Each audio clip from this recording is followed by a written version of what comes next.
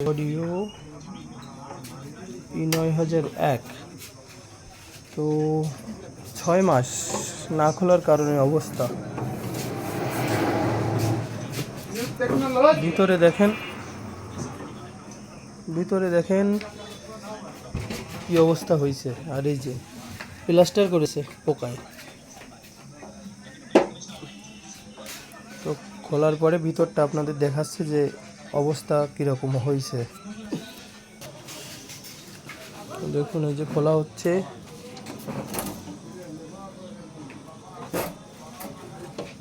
দেখুন অবস্থা। মাত্র 6 মাসের ভিতর অবস্থা খুব খারাপ।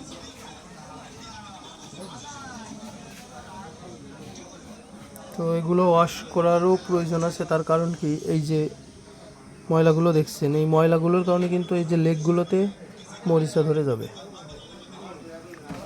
তো আপনারা যারা সাউন্ডের ব্যবসা করেন তারা অবশ্যই কিন্তু এগুলো পরিষ্কার রাখবেন। নিজের অ্যাম্প্লিফায়ারটি সুরক্ষিত রাখার জন্য আপনাদের পরিষ্কার করতে হবে। তা না হলে কিন্তু কিছুদিন দেখবেন চালানোর পর যখন অতিরিক্ত ময়লা জমার পরে আপনার এটা সার্ভিসিং করানো লাগবে, শুধুমাত্র এই মরিচার কারণেই।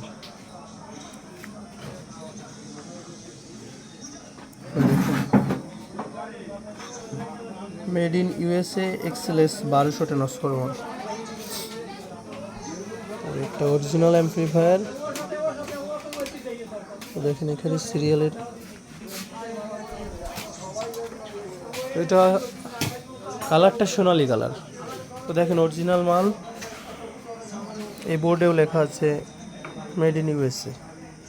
এখানে দেখেন 1200। ক্যাপাসিটারটাও দেখা যাবে না কত ভোল্ট, 90 ভোল্ট ক্যাপাসিটার দেওয়া আছে।